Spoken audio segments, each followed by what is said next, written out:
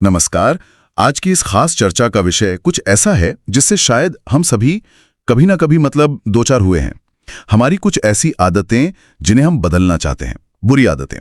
आज हम James clear की जो बहुत मशहूर किताब है एटॉमिक हैबिट्स, उसके एक अहम हिस्से चैप्टर 10 की थोड़ी गहराई में उतरेंगे।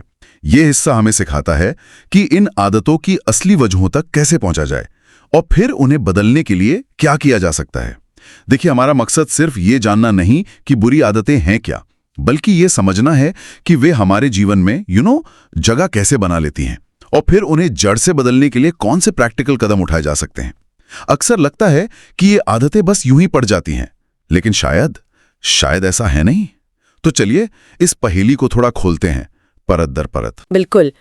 और एक बहुत जरूरी बात उठाई है। हम अक्सर आदतों को, खासकर बुरी आदतों को, इच्छा शक्ति, विल पावर की कमी का नतीजा मान लेते हैं। लेकिन जैसा कि इस किताब में जोर दिया गया है, ये आदतें अक्सर गहरे छिपे हुए कारणों के लक्षण होती हैं। ये समझना महत्वपूर्ण है कि आदतें अचानक नहीं बनती।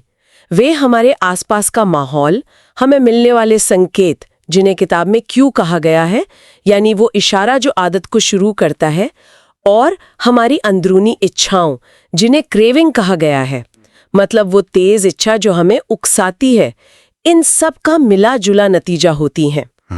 ये क्यू और क्रेविंग वाली बात, ये दिलचस्प है। मतलब हर बुरी आदत के पीछे कोई ना कोई चिंगारी होती है, कोई खास इशारा या कोई मजबूत इच्छा।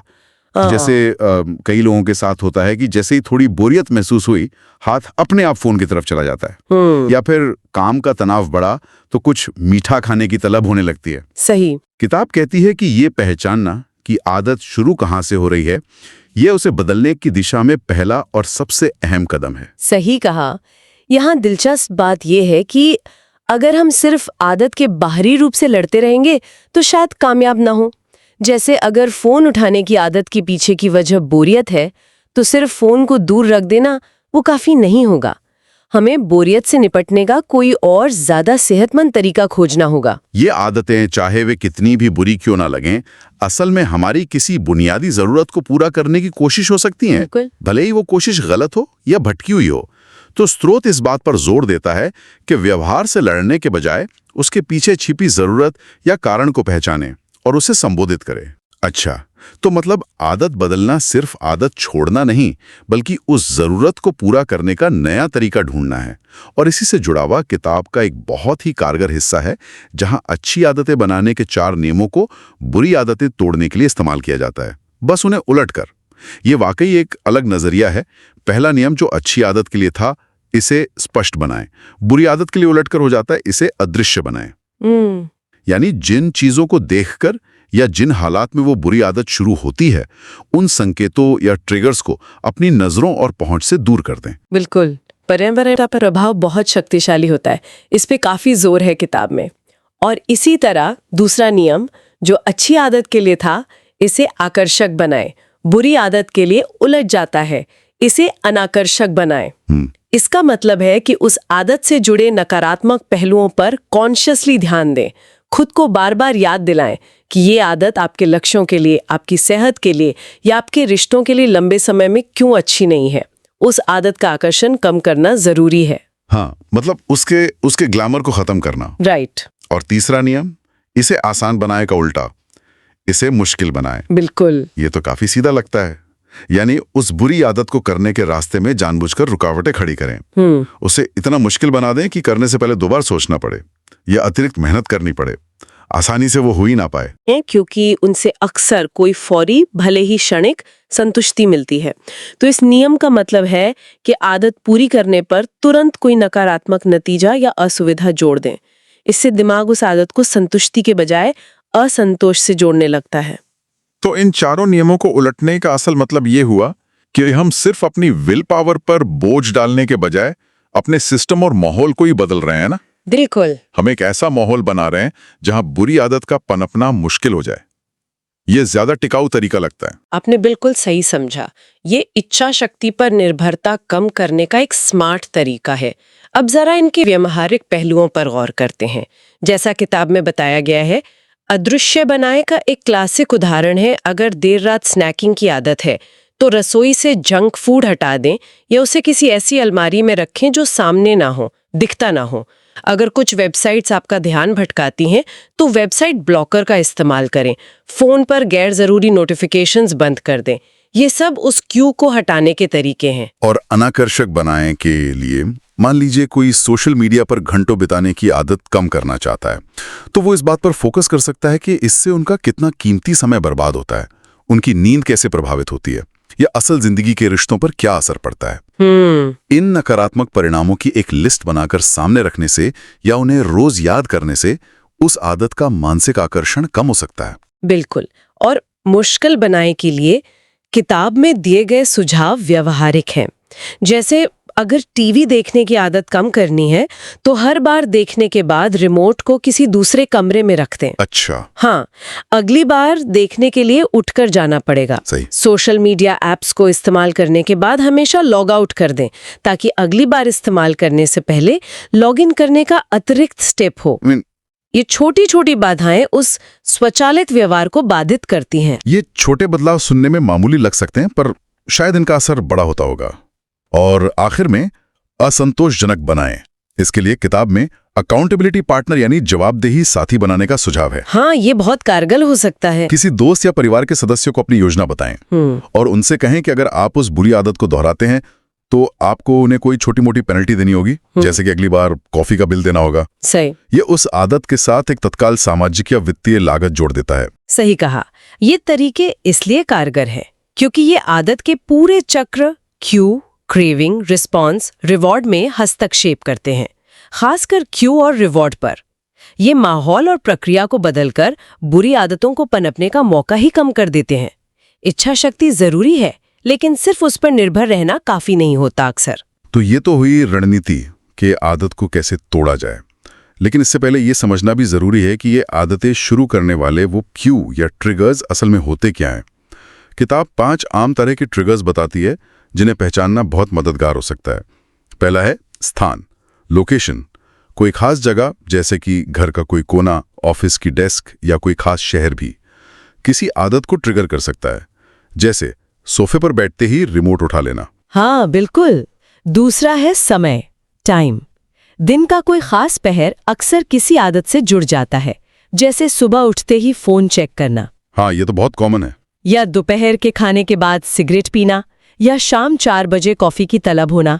हमारा शरीर और दिमाग समय के साथ कंडीशन हो जाते हैं। तीसरा ट्रिगर है भावनात्मक स्थिति, इमोशनल स्टेट। ये बहुत आम है। बोरियत, तनाव, चिंता, अकेलापन या यहाँ तक कि खुशी जैसी भावनाएं भी खास आदतों को जन्म दे सकती हैं। बिल्कुल। जैसे दुखी होने पर आइसक्रीम खाना या चिंता होने पर नाखून चबाना। चौथा है दूसरे लोग, अदर पीपल। हम जिन लोगों के साथ होते हैं उनका भी हमारी आदतों पर गहरा असर पड़ता है। कुछ आदतें सिर्फ खास दोस्तों या सहकर्मियों के साथ होने पे ही ट्रिगर होती हैं, जैसे पार्टी में ज्यादा खा लेना या किसी खास दोस्त के साथ ही गॉसिप करना। संगत का असर। हाँ। और 5वां ट्रिगर है ठीक पहले किया गया काम। एक काम खत्म होते ही अगली आदत अपने आप शुरू हो जाती है, लगभग एक चेन रिएक्शन की तरह। हाँ, हैबिट स्टैकिंग जिसे कहते हैं। हाँ। जैसे रात का खाना खत्म करते ही मीठा खाने की इच्छा होना। हाँ। या सुबह कॉफी बनाते ही सिगरेट जलाने की तलब होना। पहचानना सिर्फ जानकारी इकट्ठा करना नहीं है, बल्कि ये आत्म जागरूकता, सेल्फ अवेयरनेस बढ़ाने का एक शक्तिशाली साधन है। जब हमें पता होता है कि हमारी बुरी आदत किस खास ट्रिगर से जुड़ी है, तो हम उस ट्रिगर के आने से पहले ही सचेत हो सकते हैं और हस्तक्षेप कर सकते हैं। मान लीजिए किसी को पता है कि ऑफिस से घर लौटते वक्त ट्रैफिक में फंसने से, जिसमें स्थान, समय और तनाव तीनों शामिल है, उसे घर पहुंचते ही अनहेल्दी स्नैक्स खाने की इच्छा होती है। अच्छा। तो वो पहले से ही कार में कोई हेल्दी स्नैक रख सकती है, या घर पहुंचने का रास्ता बदल सकती है, या फिर घर पहुंचते ही 5 मिनट शांत बैठने की योजना बना सकती है। ये जानकारी हमें नियंत्रण वापस देती है। ये आत्म जागरूकता वाली बात बहुत महत्वपूर्ण है। बिल्कुल। और किताब का एक और अहम सुझाव इसी से जुड़ता है कि बुरी आदतों को सिर्फ दबाने या रोकने की कोशिश करने के बजाय उस ट्रिगर के प्रति अपनी प्रतिक्रिया, रिस्पॉन्स को ही बदल दें। अच्छा। मतलब ट्रिगर वही रहेगा, पर आप जो करेंगे वो बदल जाएगा। हाँ। जैसे किताब में उदाहरण है कि अगर तनाव महसूस होने पर चिप्स खाने की आदत है, जी, तो अगली बार तनाव महसूस होने पर चिप्स खाने के बजाय 5 मिनट गहरी सांस लेने या 1 गिलास ठंडा पानी पीने का अभ्यास करें। हाँ, और यहाँ एक बहुत महत्वपूर्ण नुक्ता है जिस पर किताब खासा जोर देती है। ये जो नई आदत आप पुरानी आदत की जगह ला रहे हैं, रिप्लेसमेंट हैबिट, उसे किसी न किसी रूप में वही मूल इच्छा या जरूरत पूरी करनी चाहिए जो पुरानी आदत कर रही थी। ओ, ये जरूरी है। बहुत जरूरी। अगर फोन स्क्रॉल करने की आदत बोरियत मिटाने के लिए थी, तो नई आदत भी कुछ ऐसी होनी चाहिए जो बोरियत कम करे, जैसे कि कोई छोटी पजल सॉल्व करना, अपनी पसंद की किताब के 2 पन्ने पढ़ लेना या 5 मिनट के लिए कोई इंस्ट्रूमेंट बजाना। अगर नई आदत उस अंडरलाइंग क्रेविंग को एड्रेस नहीं करती, तो पुरानी आदत के वापस लौटने का खतरा बना रहता है। तो ये सिर्फ आदत बदलना नहीं है, बल्कि जरूरत पूरी करने का बेहतर तरीका अपनाना है। समझ गया। मतलब नई आदत को पुरानी आदत का एक स्वस्थ विकल्प बनना होगा जो उसी खुजली को मिटाए। अब बात करते हैं चौथे नियम के उल्टे रूप की। बुरी आदतों को कम संतोषजनक कैसे बनाया जाए? Make it unsatisfying. आदतें मजबूत इसलिए होती हैं क्योंकि उनसे दिमाग को तुरंत कोई ना कोई इनाम, कोई डोपामिन हिट मिलता है, भले ही वो बाद में नुकसानदेह हो। तो अगर हम उस इनाम को छीन लें या उसमें कोई कड़वाहट घोल दें, तो आदत की पकड़ ढीली पड़ सकती है। बिल्कुल। तत्काल परिणाम हमारे व्यवहार पर सबसे ज्यादा असर डालते हैं। किताब इसके लिए कुछ व्यवहारिक रणनीतियां सुझाती है। एक तरीका है अपनी बुरी आदत को ट्रैक करना और उसे विजिबल बनाना। जैसे हर बार जब आप वो आदत दोहराएं, मान लीजिए बिना जरूरत ऑनलाइन शॉपिंग करना, तो उसे एक डायरी में लिखें या कैलेंडर पर निशान लगाएं। अच्छा, उसे सामने लाना। हाँ, जब आप उस पैटर्न को अपनी आंखों से देखते हैं, तो वो सिर्फ एक कभी कभार की बात नहीं रह जाती और ये एहसास थोड़ा असंतोषजनक हो सकता है। ये उसे अदृश्य से दृश्य बनाने का भी काम करता है। और दूसरा तरीका जिसका हमने पहले भी जिक्र किया, वो है जवाबदेही साथी, अकाउंटेबिलिटी पार्टनर। हाँ, किसी भरोसेमंद व्यक्ति को अपनी प्रतिबद्धता बताना और ये तय करना कि अगर आप चूक गए तो उसका कोई तत्काल, भले ही छोटा सा नकारात्मक परिणाम होगा। जैसे दोस्त को 10 पुशअप्स करके दिखाना। बिल्कुल। ये उस बुरी आदत से मिलने वाली किसी भी क्षणिक संतुष्टि पर तुरंत भारी पड़ सकता है। इसका मूल सिद्धांत यही है कि बुरी आदत के रिवॉर्ड वाले हिस्से को कमजोर किया जाए। या तो उस रिवॉर्ड को हटा दिया जाए या उसके साथ तुरंत कोई कीमत या असुविधा जोड़ दी जाए। हमारा दिमाग भविष्य के बड़े फायदों या नुकसानों के बजाय तत्काल मिलने वाले परिणामों के प्रति ज्यादा संवेदनशील होता है। इसलिए ये रणनीति, खासकर जब लगातार इस्तेमाल की जाए, तो काफी प्रभावी हो सकती है। तो अगर हम इन सारी बातों को समेटें, आज की चर्चा से कुछ मुख्य सबक क्या निकलते हैं जिन्हें श्रोता अपने साथ ले जा सकते हैं? मेरे ख्याल से पहली और सबसे बुनियादी बात यह है कि बुरी आदतें वो अकारण या सिर्फ इच्छा शक्ति की कमी का परिणाम नहीं है। वे अक्सर गहरी जड़ों वाले संकेतों और इच्छाओं का नतीजा होती हैं जो असल में किसी न किसी जरूरत को पूरा करने की कोशिश कर रही होती हैं, चाहे वो तरीका सही ना हो। इस समझ से शुरुआत करना जरूरी है। हाँ, और दूसरी अहम बात है उन ट्रिगर्स को पहचानना जो इन आदतों को शुरू करते हैं। वो 5 आम ट्रिगर्स, स्थान, समय, भावनात्मक स्थिति, दूसरे लोग और ठीक पहले किया गया काम। इनके बारे में जागरूक होना हमें आदत शुरू होने से पहले ही उसे रोकने या दिशा बदलने का मौका देता है। तीसरा मुख्य बिंदु है व्यवहार परिवर्तन के 4 नियमों का उल्टा इस्तेमाल। बुरी आदतों को तोड़ने के लिए उनके संकेतों को अदृश्य बनाएं, उन्हें अनाकर्षक बनाएं, उन्हें करना मुश्किल बनाएं और उनसे मिलने वाली संतुष्टि को असंतोषजनक बनाएं। ये सिर्फ विल पावर पर निर्भर रहने से कहीं ज्यादा प्रभावी रणनीति है। चौथी बात जो मुझे बहुत कारगर लगी वो ये कि बुरी आदत को सिर्फ दबाने के बजाय उसे एक नई स्वस्थ आदत से बदलें। लेकिन शर्त यह है कि वो नई आदत भी उसी मूल जरूरत या इच्छा को पूरा करती हो जिसे पुरानी बुरी आदत पूरा कर रही थी। हाँ, सही विकल्प। ये सही विकल्प ढूंढना महत्वपूर्ण है। और आखिर में ये पूरी प्रक्रिया हमें सिखाती है कि आदत बदलना महज इच्छा शक्ति का खेल नहीं है, बल्कि अपने सिस्टम, अपने माहौल और अपनी प्रक्रियाओं को डिजाइन करने का मामला है। अपने पर्यावरण को बदलकर हम अपनी आदतों को बदल सकते हैं।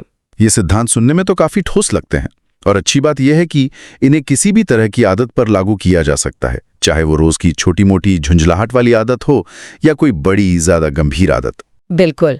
और ये याद रखना भी जरूरी है कि बदलाव रातों रात नहीं होता। ये एक सतत प्रक्रिया है जिसमें उतार चढ़ाव आ सकते हैं। किताब भी यही कहती है कि छोटे लगातार प्रयास, जिन्हें एटॉमिक हैबिट्स कहा गया है, समय के साथ बड़े नतीजे देते हैं। इसलिए धैर्य रखना और खुद के प्रति थोड़ी नरमी बरतना भी महत्वपूर्ण है।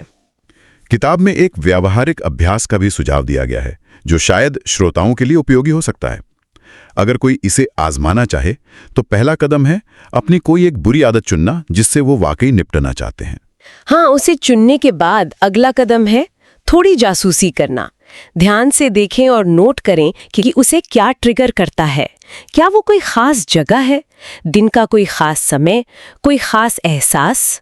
क्या वो तब होता है जब आप कुछ खास लोगों के साथ होते हैं या किसी खास काम को करने के ठीक बाद? जितना संभव हो उतना स्पष्ट बने। ट्रिगर्स की पहचान के बाद सोचें कि उन 4 उल्टे नियमों को इस आदत पर कैसे लागू किया जा सकता है।